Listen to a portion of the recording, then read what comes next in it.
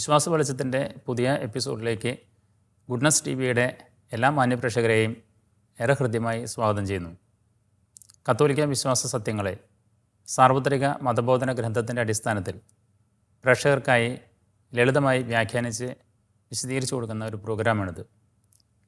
കേരള കത്തോലിക്ക സഭയിലെ Aluva cent Joseph pontifical സെമിനാരിയിലെ വൈദിക വിദ്യാർത്ഥികളുടെ പരിശീലകൻ ഡോക്ടർ വിൻസെൻ്റ് കുണ്ടുവളാച്ചനാണ് നമുക്ക് വേണ്ടി ഇത് വിശദീകരിക്കുന്നത്. അച്ഛനെ പ്രോഗ്രാമിലേക്ക് കൃത്യമായി സ്വാഗതം ചെയ്യുന്നു. Thank you. നമ്മൾ കർത്തൃ പ്രാർത്ഥനയുടെ രണ്ടാം പട്ടികയിലെ ആദ്യത്തെ ഭാഗം കഴിഞ്ഞ എപ്പിസോഡിൽ വിശദീകരിച്ചു.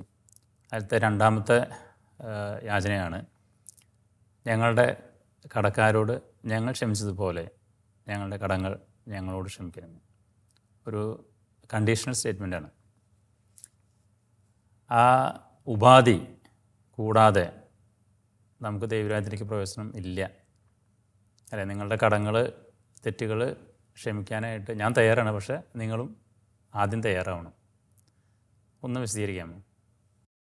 അത് ചെറുപ്പം മുതലേ ഈ പ്രാർത്ഥന ചെല്ലുമ്പോൾ ഇതിന് ഇത്രമാത്രം അർത്ഥതലങ്ങളുണ്ട് എന്ന് ഞാൻ ഒരിക്കലും ചിന്തിച്ചിട്ടില്ല. ഇത്ര പുലിവാല് പിടിച്ചൊരു പ്രാർത്ഥന, പുലിവാല് പിടിച്ച പ്രാർത്ഥനയാണ് വാസ്തവത്തിൽ. സാറ് പറഞ്ഞ പോലെ കൃത്യം പുലിവാലാണ്. കാരണം ഞാനിപ്പോൾ കുറച്ച് പ്രായമൊക്കെ ആയപ്പോൾ വാസ്തവത്തിൽ ഓർക്കുവാണ്, ഞാൻ പ്രാർത്ഥിച്ചുകൊണ്ടിരുന്നത് ഇങ്ങനെയാണ്. വേറൊരു രീതിയിൽ ഞാൻ പറയുവാണെങ്കിൽ, ഞാൻ എന്നെ ഉപദ്രവിച്ചവരോട്, എന്നോട് വിഷമമുള്ള ആൾക്കാരോട് ക്ഷമിക്കാൻ തയ്യാറാകാത്തതുപോലെ ദൈവമേ നീ എന്നോടും ക്ഷമിക്കരുതേ എന്ന് പ്രാർത്ഥിച്ചതിന് തുല്യമല്ലേ എന്ന് നമുക്ക് ചിലപ്പോൾ തോന്നിപ്പോവുക. അതായത് പ്രാർത്ഥന മറിച്ചിട്ടാൽ ഇപ്പോൾ നമ്മൾ ഞങ്ങളുടെ കടക്കാരോട് ഞങ്ങൾ ക്ഷമിച്ചതുപോലെ ഞങ്ങളുടെ കടങ്ങൾ ഞങ്ങളോട് ക്ഷമിക്കണമേ എന്ന് പ്രാർത്ഥിക്കുമ്പോൾ, ഞാൻ വാസ്തവത്തിൽ ആ പ്രാർത്ഥിക്കുന്ന അവസരത്തിൽ എൻ്റെ കടക്കാരോട് ഞാൻ ക്ഷമിച്ചിട്ടില്ലെങ്കിലോ, ക്ഷമിക്കാതെയാണ് ഞാൻ ഈ പ്രാർത്ഥന നടത്തണമെങ്കിൽ, ഒരു കൂമ്പാരം പോലെ ഇത്രയും നാൾ അങ്ങനെ ഉണ്ടെങ്കിൽ വന്നുകൊണ്ടിരുന്നത് എന്താണ്? ഓരോ പ്രാവശ്യം ഞാൻ ദൈവത്തിനോട് പറയണ്, നീ എൻ്റെ പാപങ്ങൾ മോചിക്കണ്ടാട്ടാ, കാരണം ഞാൻ ആരോടും മോചിച്ചിട്ടില്ല എന്ന് പറയുന്നതിന് തുല്യമായിട്ട് തന്നെയല്ലേ ഞാൻ തന്നെ പ്രാർത്ഥിച്ച് എൻ്റെ ഭാവി അപകടത്തിലാക്കിക്കൊണ്ടിരുന്നേ. ഭയങ്കര ഭീകരമായ അവസ്ഥ. അത് ആലോചിക്കുമ്പോൾ എനിക്ക് കുറച്ച് നാളുകൾക്ക് മുമ്പാണ് ഞാൻ അങ്ങനെ ഒരു ദിവസത്തിനെ കുറിച്ച് ചിന്തിച്ചപ്പോൾ, തമ്പുരാനെ സ്വർഗസ്ഥനാ, ഇങ്ങനെ ചെല്ലുമ്പോൾ ഇങ്ങനെ ഒരു പ്രശ്നമുണ്ടല്ലോ, ഈ പ്രാർത്ഥന വളരെ അപകടം പിടിച്ച പരിപാടിയാണ്, നമ്മളെ കൊണ്ടുപോയി കുഴിയിൽ ചാടിച്ച പോലെയാണ് നമുക്കത് തോന്നുന്നത്. പക്ഷേ അത് കാണിക്കുന്നത് നമ്മുടെ ഉത്തരവാദിത്വമാണ്. അതായത് ദൈവം ആരെയും നിർബന്ധിച്ച് സ്വർഗത്തിലേക്ക് കൊണ്ടുപോകാൻ ഉദ്ദേശിക്കുന്നില്ല. നിത്യസൗഭാഗ്യത്തിലേക്ക് കയറ്റിവിടാനായിട്ട്, അല്ലെങ്കിൽ നിർബന്ധിച്ച ഒരാളെ അവൻ്റെ സൗഭാഗ്യത്തിൽ ചേർക്കണമെന്ന് ദൈവത്തിന് നിർബന്ധമില്ല. നമ്മൾക്ക് ആ ആഗ്രഹം ഉണ്ടാവണം. ആ ആഗ്രഹം നമുക്കുണ്ടാകണമെങ്കിൽ അത് നമ്മുടെ ജീവിതം കൊണ്ട് നമ്മൾ തെളിയിക്കണം. മറ്റവനെ സഹോദരനായിട്ട് നമ്മൾ അംഗീകരിക്കുകയും അവന് തെറ്റുകൾ പറ്റിയിട്ടുണ്ടെങ്കിൽ ആ തെറ്റുകൾ കണ്ടില്ല എന്ന് വയ്ക്കാനും, മറക്കാനും, ക്ഷമിക്കാനും, വിട്ടുവീഴ്ച ചെയ്യാനും ഞാൻ തയ്യാറല്ലെങ്കിൽ, ഞാൻ ഈ പ്രാർത്ഥിക്കുന്നത് മുഴുവൻ എൻ്റെ നാശത്തിനായിട്ടുള്ള പ്രാർത്ഥനയായിട്ട് എതിരായിട്ട് തന്നെ ഇത് വരാൻ സാധ്യതയുണ്ട്. കാരണം നമ്മൾ ബൈബിളിൽ കർത്താവ് ഇതുപോലെയുള്ള ഉപമകൾ പറഞ്ഞിട്ടുണ്ട്. ഒരു വലിയ വീട്ടുടമസ്ഥൻ, അതിൽ പ്രധാന സേവകനോ അങ്ങനെയുള്ള ആളുകൾ കടം കുറവ് കൊടുക്കാണ്ടായിരുന്നു. അപ്പോൾ അവനോട് പറഞ്ഞു, കടം തരണം, നീ തന്നില്ലല്ലോ, ഇളച്ചു തരണം എന്ന് പറഞ്ഞു. അപ്പോൾ അല്ലെങ്കിൽ അവനെ പിടിച്ച് ജയിലിലിടാൻ പറഞ്ഞപ്പോൾ അവൻ പറഞ്ഞു, അയ്യോ എനിക്കൊരു അവസരം കൂടി തരണേ, എനിക്ക് ഇന്ന പ്രശ്നങ്ങളുണ്ട്, അതുകൊണ്ടാണ് ഞാൻ തന്നു വീട്ടിക്കൊള്ളാം, ഒരു അവസരം കൂടി തരണേ എന്ന് പറഞ്ഞപ്പോൾ അവന് അവസരം കൊടുത്തു. പക്ഷെ അവൻ പോയിട്ട് അവൻ്റെ താഴെയുള്ള ആളുകളോട് പറയുകയാണ്, ഇങ്ങനെ തരാണ്, അവരെ പിടിച്ച് ജയിലിലിട്, ഇപ്പോൾ തന്നില്ലെങ്കിൽ കഴുത്ത് പിടിച്ച് ഞെരിച്ചു എന്നൊക്കെയാണ് പറയുന്നത്. അപ്പോൾ ഇതറിഞ്ഞ യജമാനൻ ഓടി വന്ന് ഇവനെ, ഞാൻ നിന്നോട് കാണിച്ച കാര്യം നീ എന്തുകൊണ്ടാണ് നിൻ്റെ കീഴിലുള്ള ആളുകളോട് കാണിക്കാതിരുന്നത് എന്ന് പറഞ്ഞ് അവനെ തുറങ്കിൽ അടയ്ക്കുന്ന ഒരു ചരിത്രം നമ്മൾ കാണുന്നുണ്ട്. അപ്പോൾ വാസ്തവത്തിൽ അതുമായിട്ട് വെച്ച് ചിന്തിക്കുമ്പോഴാണ് നമുക്ക് മനസ്സിലാവുന്നത് ദൈവത്തിൻ്റെ കരുണ നമ്മൾ സ്പ്രെഡ് ചെയ്യാൻ കടപ്പെട്ടവരാ.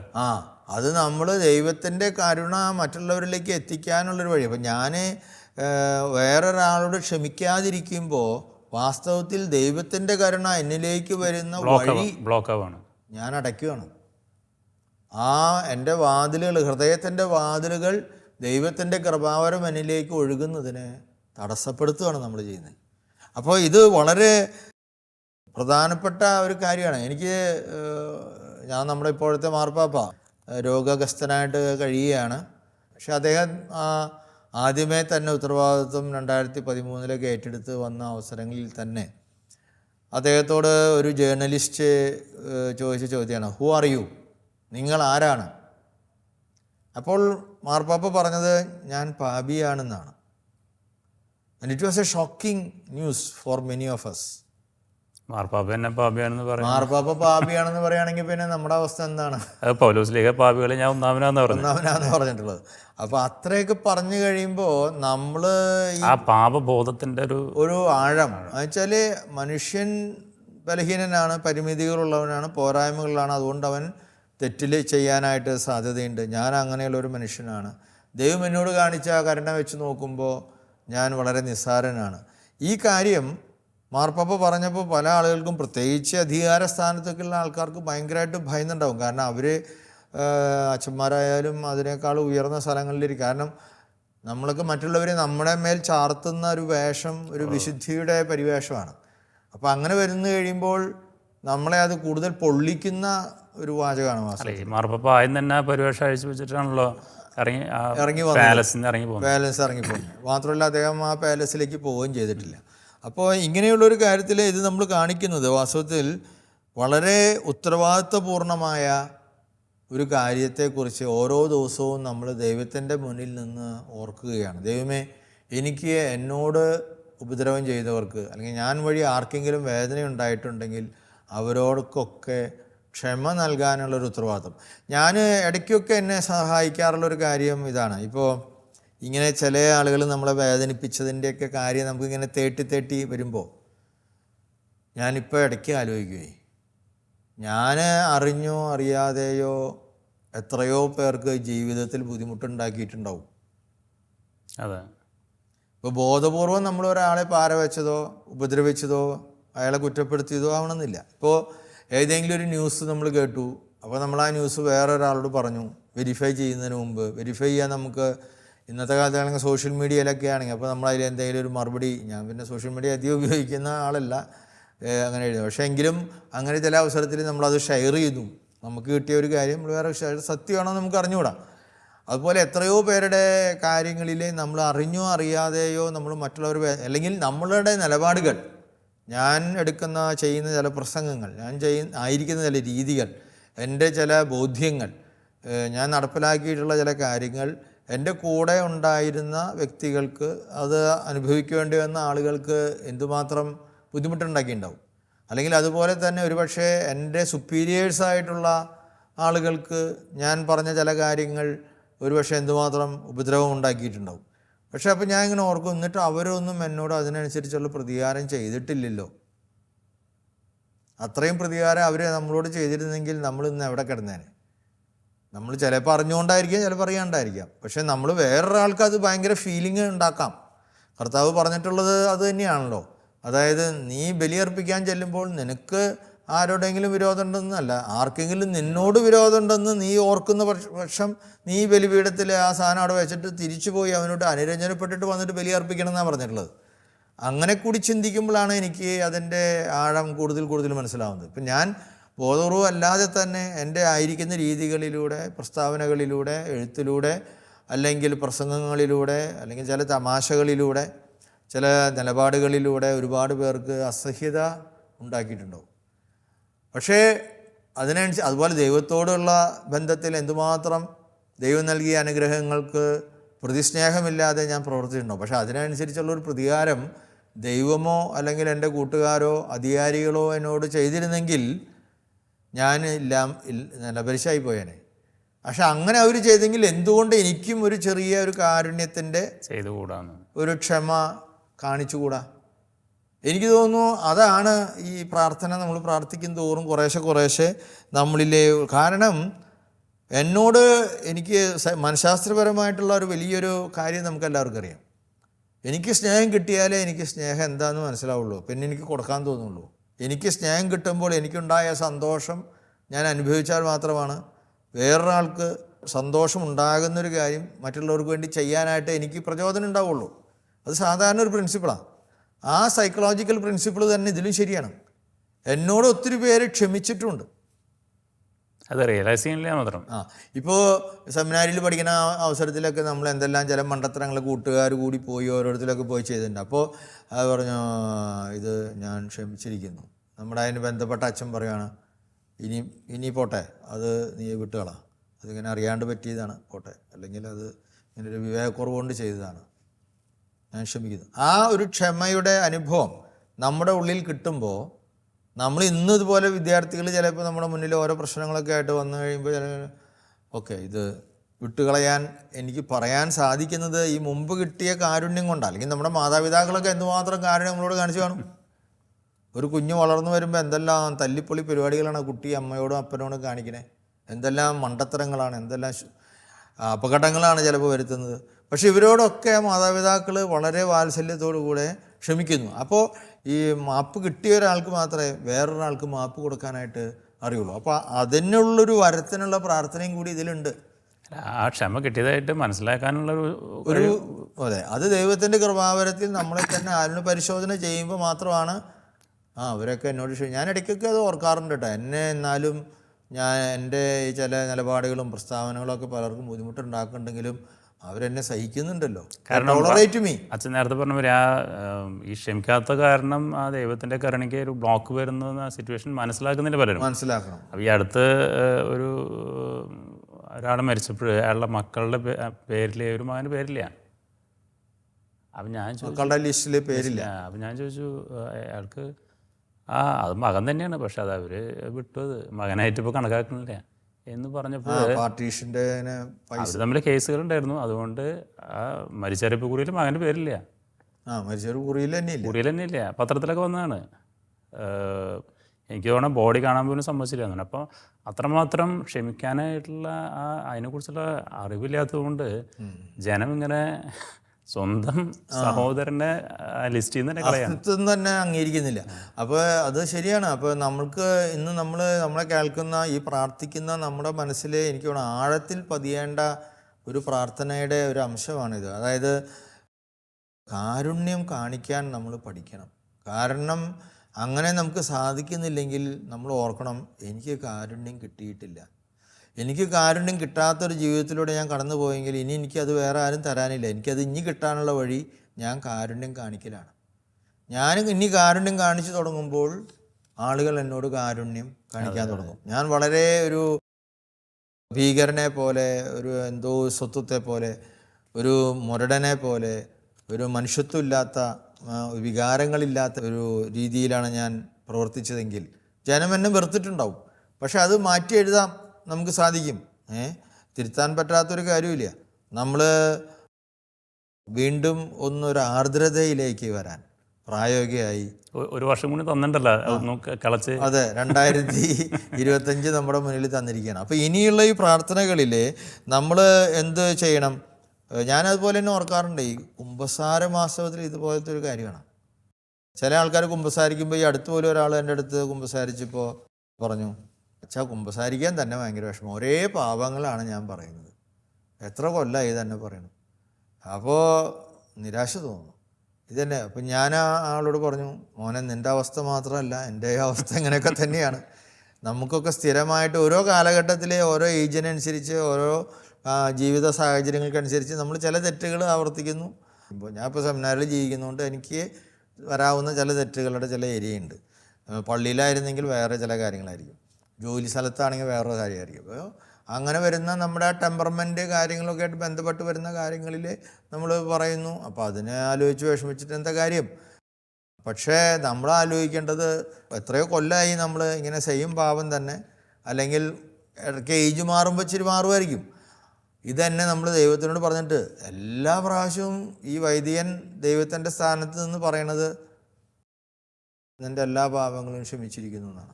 ഇനി ക്ഷമിക്കാൻ പറ്റില്ല എന്നൊന്നും പറഞ്ഞു അങ്ങനെ പറയുന്നില്ല.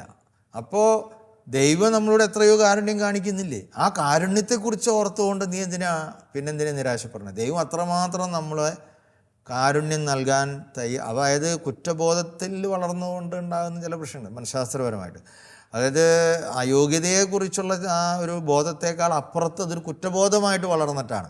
അപ്പോൾ ദൈവത്തിൻ്റെ സ്നേഹത്തിനാണ് പ്രാധാന്യം മകനെ. നമ്മൾ ഭാഗത്തു നിന്ന് മനുഷ്യനാണ്, അത് പരിമിതിയാണ്, ഞാൻ വീണ്ടും വീണ്ടും ചെയ്തു പോകുക എന്നുള്ള പരിമിതിയാണ്. അത് അംഗീകരിച്ചുകൊണ്ട് നമ്മൾ ഏറ്റുപറയുമ്പോൾ ദൈവം ഓരോ പ്രാവശ്യവും നമ്മെ പൊറുക്കുന്നുണ്ടെങ്കിൽ പിന്നെ നമ്മൾ എന്തിനാണ് അത്രയും ലജ്ജാകരമായിട്ട് മാറുന്നത്? നമ്മൾ ആ ദൈവത്തിൻ്റെ കാരുണ്യത്തെക്കുറിച്ച്, സ്നേഹത്തെക്കുറിച്ച്, വീണ്ടും ചേർത്ത് പിടിക്കാനുള്ള ആ കരുണയെക്കുറിച്ച് ഓർക്കണം എന്നാണ് പറയുന്നത്.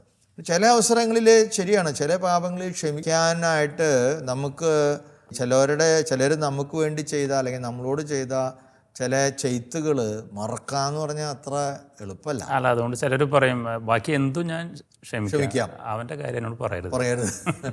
അതെ, അതാണ്. പക്ഷെ അവിടെയാണ് നമ്മുടെ സ്വാർത്ഥത. അല്ല, അവിടെയാണ് നമുക്ക് കാരുണ്യം കിട്ടാനുള്ളത്. കാരണം ബാക്കി എല്ലാത്തിനും ഞാൻ വിട്ടുവീഴ്ച പോയി നീ ഇങ്ങനെ സുനാമി പോലെ ഒഴുകും. അപ്പോൾ ദൈവത്തിൻ്റെ കൃപയെ തടഞ്ഞു നിർത്തുന്നത് നമ്മുടെ ആ ഒരൊറ്റ ക്ലിക്കാണ്. ബാക്കി എല്ലാത്തിലും ഞാൻ ഓക്കെയാണ്, പക്ഷേ ഇത് ഞാൻ അയാളോട് അല്ലെങ്കിൽ ഇന്ന ആളോട് അല്ലെങ്കിൽ ഇന്ന കാര്യത്തിൽ അത് എന്നോട് പറയരുത്, അയാളോട് മിണ്ടണമെന്ന് പറയരുത്, അല്ലെങ്കിൽ ഈ സമ്പത്ത് അയാൾക്ക് കൊടുക്കണമെന്ന് പറയരുത് എന്ന് പറയുന്നതിലാണ് നമ്മുടെ സ്വാർത്ഥതയുടെ കട്ട പിടിച്ച ആ അവസ്ഥ. POC ബൈബിളിൽ നീതി ജലം പോലെ ഒഴുകട്ടെ എന്നുള്ളൊരു വാചകമുണ്ട്. അപ്പോൾ ഞാനൊരു അച്ഛനായിട്ട് സംസാരിച്ചപ്പോൾ അവിടെ ജലം പോലെ നല്ല ശരിക്കും ഉണ്ട്, അതൊരു മഹാപ്രവാഹം പോലെ ഒഴുകട്ടെ എഴുതണം. മനസ്സിലായി? നീ ആ ക്ഷമ അങ്ങോട്ട് തുടങ്ങിയ പിന്നെ അങ്ങോട്ട് സുനാമി പോലെയാണ് ഒഴുകുന്നത്. പക്ഷെ അത് നിനക്ക് ആവശ്യമില്ല, നീ ആ ബ്ലോക്ക് ചെയ്ത് വെച്ചേക്കാണ്. അതെ. അപ്പോൾ ഞാൻ ഇങ്ങനെ ഓർക്കണം, ഞാൻ ഇടയ്ക്ക് എൻ്റെ ജീവിതത്തിൽ, ഓരോരുത്തർ ജീവിതത്തിൽ തന്നെ ഇടക്കാലത്ത് വെച്ച് കുറേ ഇങ്ങനെ അസ്വാരസ്യങ്ങളൊക്കെ എൻ്റെ നിലപാടുകൾ കൊണ്ടും കുറേ കൂടി ഒക്കെ ബുദ്ധിമുട്ടുകൾ പല ആളുകളായിട്ടും ഉണ്ടായിട്ടുണ്ട്. ഞാൻ എന്നിട്ട് ഓർക്കണം, അതൊന്നൊന്ന് രക്ഷപ്പെടാൻ വേണ്ടിയിട്ട് ഞാൻ ചെയ്തതൊരു 3 മാസക്കാലം ഞാൻ ജീവിച്ചിരുന്ന അപ്പോൾ ഞാനൊരു ചെറിയ ബ്രേക്ക് എടുത്ത് വേറൊരു നാട്ടിൽ പോയി പഠനം ചെറുതൊക്കെ ചെയ്യാണ്.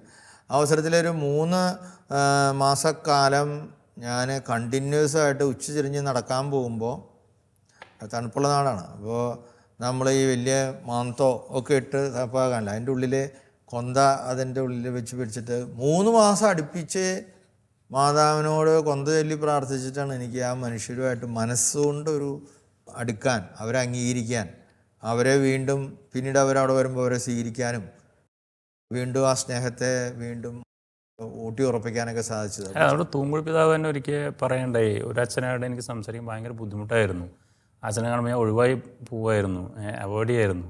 പക്ഷെ പിന്നീട് എനിക്ക് മനസ്സിലായത് അത് അങ്ങനെ അവോയ്ഡ് ചെയ്തതുകൊണ്ട് കാര്യമില്ല, എൻ്റെ കരുണ ഞാൻ തന്നെ ബ്ലോക്ക് ചെയ്യുന്നുണ്ട്. അവസാനം പിതാവ് അച്ഛനായിട്ട് അതിനുശേഷം അച്ഛൻ പിതാവ് പറഞ്ഞാൽ എനിക്ക് എന്ത് സന്തോഷ സമാധാനം കിട്ടിയത്. അതെ, അതായത് നമ്മുടെ അവസാനത്തെ അഹത്തിൻ്റെ ആ പിടി അങ്ങോട്ട് പോകുന്നതാണല്ലോ. അപ്പോൾ എനിക്കും പിന്നെ ഒരു കാര്യം നമ്മൾ കാണുന്നത്, ഈ ക്ഷമിക്കുമ്പോണ്ടല്ലോ ദൈവം നമ്മളോട് 100 ഇരട്ടി കാര്യങ്ങൾ പിന്നെ നമ്മളെ സഹായിക്കുന്നതായിട്ട് നമുക്ക് അനുഭവിക്കും. ഇതൊക്കെ തത്വശാസ്ത്രത്തിൻ്റെ വെളിച്ചത്തിലൊന്നും വിവരിക്കാൻ പറ്റിയെന്നില്ല, ന്യായങ്ങൾ വെച്ച് നമുക്ക് ഇത് നമ്മുടെ അനുഭവമാണ്. നമുക്ക് ചില കാര്യങ്ങളിൽ നമ്മൾ താഴ്ന്നു കൊടുക്കുമ്പോൾ, എളിമപ്പെടുമ്പോൾ, വിട്ടുവീഴ്ച ചെയ്യുമ്പോൾ, കണ്ടില്ലെന്ന് വയ്ക്കുമ്പോൾ, അനാവശ്യമായിട്ടുള്ള കമൻറ്റുകൾ പറയാതെ മാറി നിൽക്കുമ്പോൾ, സത്യത്തിനെതിരാണെങ്കിൽ നമ്മൾ ശബ്ദിക്കണം കേട്ടോ, അതിൻ്റെ ഉത്തരവാദിത്തം നമ്മൾ ഏറ്റെടുക്കണം. അല്ലാത്ത ചില കാര്യങ്ങളിൽ മനുഷ്യൻ്റെ ബലഹീനതയാണെന്നൊക്കെ മനസ്സിലാക്കി അല്പം ഒരു സംയമനം പാലിച്ചു കഴിയുമ്പോൾ, അല്ലെങ്കിൽ നമ്മൾ അതിൻ്റെ പേരിൽ ചില സഹനങ്ങൾ നമ്മൾ ഏറ്റെടുക്കുമ്പോൾ, അതിലൂടെ ദൈവം ഈ പറയുന്ന കാരുണ്യം നമ്മളോട് 100 ഇരട്ടി നമ്മൾ പ്രതീക്ഷിക്കാത്ത രീതിയിൽ ദൈവം നമുക്ക് ചെയ്തു തരും. വാസ്തവത്തിൽ ഇപ്പോൾ ഈ പ്രാർത്ഥന എനിക്ക് തോന്നുന്നു വെറുതെ ഒരു ദൈവശാസ്ത്രപരമായി ചർച്ച ചെയ്ത് അവസാനിപ്പിക്കേണ്ട ഒരു കാര്യമല്ല. ഞങ്ങളോട് തെറ്റ് ചെയ്യുന്നവരോട് ഞങ്ങൾ ക്ഷമിക്കുന്നത് പോലെ ഞങ്ങളുടെ തെറ്റുകൾ ഞങ്ങളോടും ക്ഷമിക്കണമേ എന്ന ദൈവത്തിനോടുള്ള പ്രാർത്ഥന ശരിക്കൊരു ജീവിതത്തിലൂടെ നമ്മൾ മറ്റുള്ളവർ നമ്മളോട് കാണിച്ച തെറ്റുകൾ ക്ഷമിച്ച് നമ്മൾ ജീവിക്കാൻ തുടങ്ങിക്കഴിയുമ്പോൾ നമ്മൾ അനുഭവിക്കേണ്ട ഒരു സത്യമാണ് വാസ്തവത്തിൽ ഈ പ്രാർത്ഥന. അല്ല, അങ്ങനത്തെ തലത്തിലെത്തി കഴിഞ്ഞാൽ പ്രാർത്ഥനയുടെ പകുതി നിർത്തും, മുഴുവനാക്കാൻ പറ്റില്ല. അതെ, മാത്രമല്ല അങ്ങനെ പ്രാർത്ഥിക്കുമ്പോൾ നമ്മൾ ദൈവത്തിൻ്റെ സ്വഭാവത്തിലേക്ക് കുറേശ്ശെ വരികയാണ്. ദൈവം ദുഷ്ടൻ്റെ മേലും ശിഷ്ടൻ്റെ മേലും ഒരുപോലെ മഴ പെയ്യിക്കുന്നവനാണ്. ഞാൻ അതും ഇടയ്ക്ക് ചിന്തിക്കാറുണ്ട്. അപ്പം നമ്മൾ ഒത്തുപോകാൻ പറ്റാത്ത ചില വൈദികരെ അല്ലെങ്കിൽ ചില വ്യക്തികൾ, ആ വ്യക്തികളെ ദൈവം നിറഞ്ഞ അവരുടെ കാര്യങ്ങൾ ചെയ്തു കൊടുക്കുന്നുണ്ടല്ലോ. അപ്പം ഞാൻ ഇടയ്ക്ക് ആലോചിക്കും, നമ്മൾ അയാളെ ശരിയല്ല എന്ന് പറയുന്ന ആളെയും ദൈവം പരിപാലിക്കുന്നുണ്ട്. അപ്പോൾ പിന്നെ നമുക്കും പരിപാലിക്കുന്നുണ്ട്, പുള്ളീനും പരിപാലിക്കുന്നുണ്ട്. അപ്പോൾ ഇതെന്താ കേസ്? അപ്പോൾ അതാണ് ദൈവം. ദൈവത്തിന് മുഖംനോട്ടമില്ല, പക്ഷപാതമില്ല. ആരൊക്കെ അവൻ സൃഷ്ടിച്ചതിൻ്റെ ഭാഗമാണ്. ഓരോരുത്തരുടെ ബലഹീനതകൾ ദൈവത്തിന് മാത്രമേ ഉള്ളൂ. God only knows the stuff you are made of എന്ന് പറയാറുണ്ട്. അപ്പോൾ അങ്ങനെ ഈ ദൈവത്തിൻ്റെ കരുണയുടെ ആ പ്രവാഹത്തെ എങ്ങനെ നമുക്ക് നിരന്തരമായി നമ്മളിലൂടെ ഒഴുക്കാൻ സാധിക്കൂ എന്ന് അറിയണമെങ്കിൽ നമ്മൾ മറ്റുള്ളവരോട് ക്ഷമിക്കാതെ നിവൃത്തിയില്ല. അപ്പോൾ യൂദാസിനോട് പോലും മാർപ്പാപ്പ പറയാണ്, മാർപ്പാപ്പ ഈ വെസ്ലെ എന്ന് പറയുന്ന നാട്ടിൽ അവിടെയുള്ളൊരു കത്തീഡ്രലിലെ ഒരു പള്ളിയിലെ മഗ്ദലേന മറിയത്തിന് വേണ്ടി പ്രതിഷ്ഠിച്ച അവിടെ ഒരു ചിത്രമുണ്ട് ബസിലിക്കയിൽ. ആ ചിത്രം അവിടെ പറയുന്നത് ഒരു സൈഡിലെ യൂദാസ് തൂങ്ങി മരിക്കുന്നതാണ് വരച്ചിട്ടുള്ളത്. എന്നാൽ അതിൻ്റെ അപ്പുറത്ത് തൂങ്ങി മരിച്ച യൂദാസിനെ കർത്താവ് കരങ്ങളിൽ ഏന്തി പൊക്കി നിർത്തുന്ന ചിത്രമാണ് വരച്ചിട്ടുള്ളത് ഒരേ ബസിലിക്കയിലെ. എന്നിട്ട് മാർപ്പാപ്പ ഈ ഖത്തർ പ്രാർത്ഥനയെക്കുറിച്ചുള്ള കമൻട്രിയിൽ അതിനെക്കുറിച്ച് പറയുന്നുണ്ട്. യൂദാസിനോട് പോലും ദൈവം കരുണ കാണിച്ചു. യൂദാസിനോട് കരുണ കാണിച്ചുകൊണ്ടാണല്ലോ അങ്ങനെ ഒരാളെ പോലും കൂട്ടത്തിൽ അദ്ദേഹം നിർത്തിയിട്ടുണ്ടാവുക. അപ്പോൾ ഇതിനൊക്കെ ഇനി മനഃശാസ്ത്രപരമായിട്ടും മെഡിക്കലായിട്ടും ഒരുപാട് മെച്ചങ്ങളുണ്ട്. നമ്മൾ ഒരാളോട് ക്ഷമിച്ചു കഴിയുമ്പോൾ നമ്മളിലുണ്ടാകുന്ന ഡോപ്പാമിൻ്റെയും സെറോട്ടോണിൻ്റെ ഒക്കെ അളവ് ഭയങ്കരമാണ്. നമ്മളിലുള്ള കൗണ്ടർ എനർജി മുഴുവൻ പോവല്ലേ, നമ്മൾ ഒരു പോസിറ്റീവ് എനർജിയിലേക്ക് വന്നു, പിന്നെ നമ്മളെ ബാധിക്കുന്നില്ല. പല അസുഖങ്ങളും ഭേദാവും. ബുദ്ധൻ പറയുന്നുണ്ട്, ബുദ്ധനെ ഇങ്ങനെ നടന്ന് ചീത്ത വിളിക്കുന്ന ചില ആൾക്കാർ. അപ്പോൾ ശിഷ്യന്മാർ ചോദിക്കുന്നത്, ഞാനിതൊന്നും കേൾക്കുന്നില്ലേ ഗുരുവേ? അവർ പറയുന്ന കാര്യങ്ങൾ എന്നെ ബാധിക്കാത്തത് കൊണ്ട് അത് എന്നിലേക്ക് അത് വരുന്നില്ല, എൻ്റെ മേത്ത് തട്ടി അത് അവരിലേക്ക് തന്നെ തിരിച്ചു പോവുകയാണ്. അപ്പോൾ എന്ന് ബൗൺസ് ചെയ്യുന്ന. അപ്പോൾ ഇങ്ങനെ നമുക്ക് ഓർക്കേണ്ട ഒരു കാര്യം, നമ്മുടെ പാപങ്ങളെക്കുറിച്ച് നമുക്ക് ലജ്ജ തോന്നണം, പക്ഷെ അത് അതിരുകവിഞ്ഞ് തോന്നരുത്. നമ്മൾ ക്ഷമിക്കാൻ പഠിക്കണം. നമ്മൾ ക്ഷമിക്കാൻ പഠിക്കുമ്പോൾ ദൈവത്തിൻ്റെ ക്ഷമ ഒരുപാട് നമ്മൾ അനുഭവിക്കുന്നതായിട്ട് നമുക്ക് ഉണ്ടാകും. അത് നമ്മുടെ ശാരീരികവും മാനസികവുമായ രോഗങ്ങളെ പോലും സുഖപ്പെടുത്തും.